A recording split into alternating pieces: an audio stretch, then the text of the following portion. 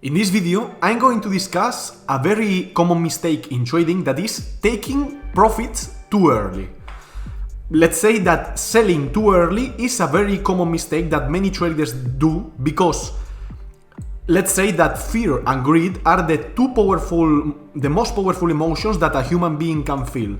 And in trading, these emotions plays a huge role in our trading strategy and our psychology.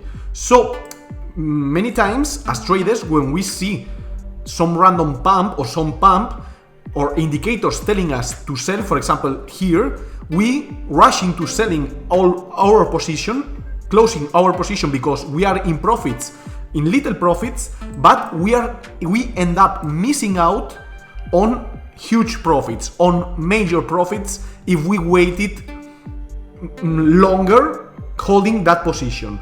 And this is a mistake that I did in the past. I also today many times I get fooled and I do the same mistake. And also I know many traders that does the same mistake. For example, another example here, you see this pump and maybe a lot of people is selling here around $35,000 because we see a lot of volume. The indicator is printing a sell signal, okay, but the price keeps pumping. Again, a lot of volume, sell signal by the indicator, but again the price keeps pumping. Again, sell signal, but the price keeps pumping.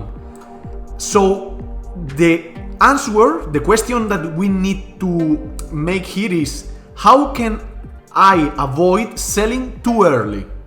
So first and foremost, the first thing is identifying the trend, okay? In this case, we have an ascending channel. As you can see, Bitcoin is since 2022, since November 2022, from today of February 2024, we have been going, the price is inside of this ascending channel, okay? So we know, obviously, that the trend is to the upside. So we need to take every downside moves and every corrective moves as a buying opportunities, okay? For example, here, corrective move, buying opportunity, lead to major profits. Here again, corrective move, buying opportunity, lead to major profits, okay? I'm going to take out the indicators, okay? Also the here, hideout, okay? You can see that every corrective move leads to profits, corrective move, profits, corrective move, profits. But obviously, if you sell here, you end up missing out a lot. So how can we avoid missing out on those gains, selling too early? First and foremost, the first thing, as I said before, is identifying the trend of the price. We are in an uptrend, in a downtrend. So if we are in an uptrend and we are sure that we are in an uptrend, every corrective move is meant to be bought. And when we see exhaustion, like for example here, the second point is searching for major resistance areas in the chart. Here we need to analyze price action, supply and demand zones, order blocks, okay? For example here, this order block that I mark here in my chart with this rectangle is a major resistance area because here we have a breaking order block, a bearish order block, okay, here, as you can see. And we can see that the price indeed is stalling when it is arriving here, okay? So these selling points, okay, the same here. For example, here we had an order block, okay, a very short order block that was filled by this price action in the past, okay? So here, when the price arrives here, you can sell because it reached this order block and then buy again into the middle side of the channel. So the solution to this question, how can I avoid selling too early and missing out on profits when I ended up buying in the correct spot, okay, is this: selling in resistance points, waiting for the pullback and then buying again and wait till the price reaches the next resistance area or the next supply area, okay? And then we sell again. For example, now I will sell around here or inside of the order block, okay? I will not wait till it's completely filled, and then maybe I wait till the price does a retest in this trend line of the ascending channel, or in this last order block, or it goes back again into the same channel, okay? These are one of the tricks that I use to avoid selling out too early, because many times we are worried that the price reverses back down, okay? We are in a pump, for example here, we are in a pump, indeed the sell signal was right, but the price reverses to the same spot. This is a BART, let's say a Bart-Simpson pattern, okay? The price pumps, it does this serrated, let's say, price action, choppy price action, and then comes back to the same level, okay? So in these cases, it's obviously you never know what the price is going to do next, okay? But experience also is the third point. The experience, your gut feeling, a lot of hours in front of the charts will give you the answer. But as you can see here, also we are in the daily time frame, and we are seeing the volume and this indicator, that is the market order bubbles by Leviathan Capital, that also is based on volume and open interest.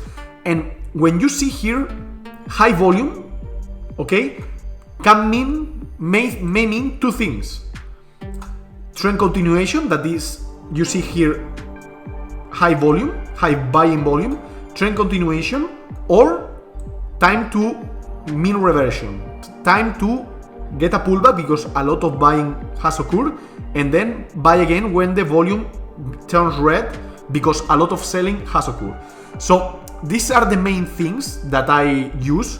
First of all, going into major resistance areas in the chart, okay, identifying the trend. If we are in an uptrend, every pump is going to be sold if we reach a supply or resistance area, okay? And also we are seeing the volume. The volume, if the volume is displayed, if the indicators are telling that a lot of buying is happening there, okay? But for identifying this supply and this demand areas, I encourage you to switch to higher time frames, okay? Because usually the higher the time frame, the higher the probability that this resistance or supply area is going to hold the price, is going to get a pullback from, is going to reject the price, okay? So for example, here in the weekly time frame, we can see that this order block is maintained, okay? And indeed the price is stalling here, is finding the resistance, maybe can pierce it but not mitigate it completely, okay? So look at higher time frames, identify the trend line, and sell at resistance, okay? Because for example, here, if you sold here at $35,000, if you look in the weekly, yeah, we are in a previous resistance level, that previous support level that now is acting as resistance, okay? Here, this trend line here, that was this support that got pierced, then again support, and then now is flipping as resistance, but got pierced again, okay?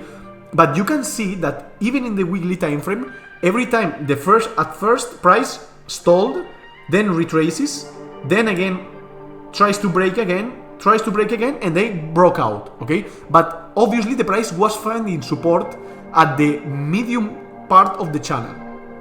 So you need to identify those things, the trend direction, the channel, because many of the times Bitcoin and every other crypto asset moves inside channels or ranges, okay? And if you identify the channel, for example here, you can buy always at the lower part of the channel, okay? Buyer at the lower part and selling at the higher part, okay? Here, as you can see, the indicator was printing sell signals, volume, so it was a good idea to sell here because we had the volume, we had the indicator, and also we are in the upper part of the range. So in this case, this was a good selling signal. Then again, we can buy here in the lower part of the range, okay? Sell here, buy in the lower part of the range, sell here, okay? Or sell here.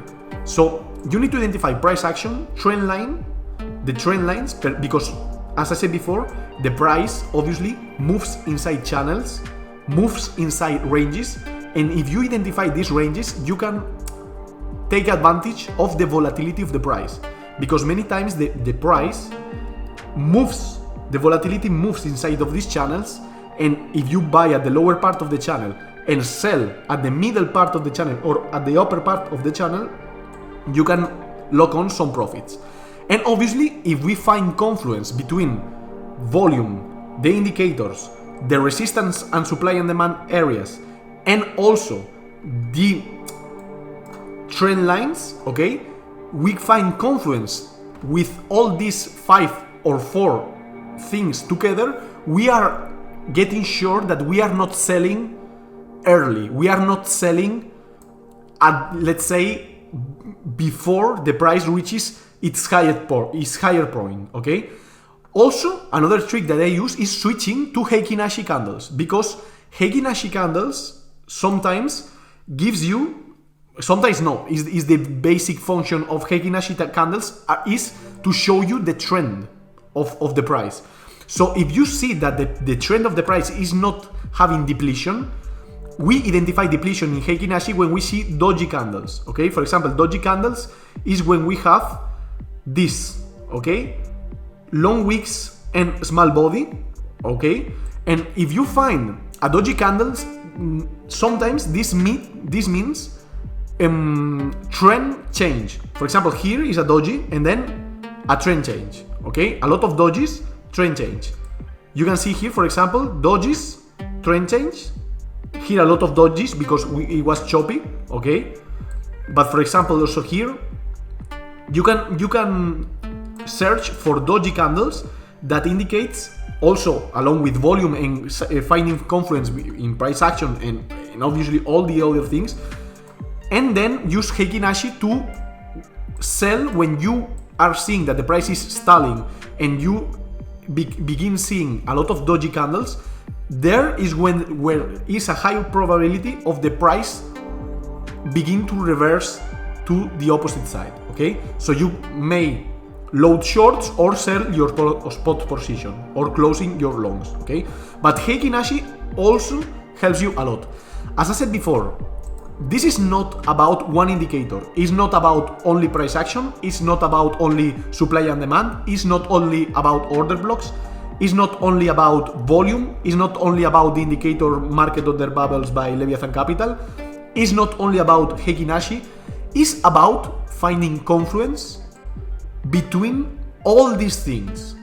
And obviously, as I said before, you need the experience, your gut feeling.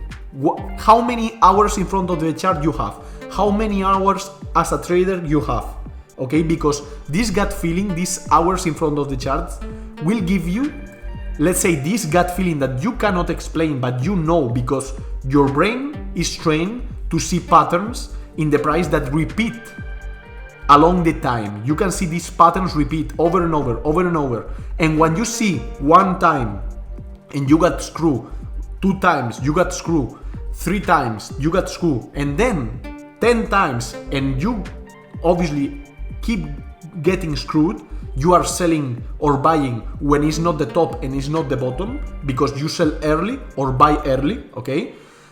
Your brain begins to identify those patterns and you begin to develop this gut feeling that I'm talking about, that you cannot develop buying a course, watching my videos. This is only achieved through hours in front of the chart, hard work, okay, and a lot of time watching the same chart, the same patterns, the same price action, the same indicators, and then your brain, I can assure you that will become accustomed, you will become, let's say, trained to see those patterns automatically, and you will develop this gut feeling, because this is the same that when you practice martial arts and you try to block, when you're a beginner, you try to block the punches and you get punched because you don't have the instinct movement in your brain.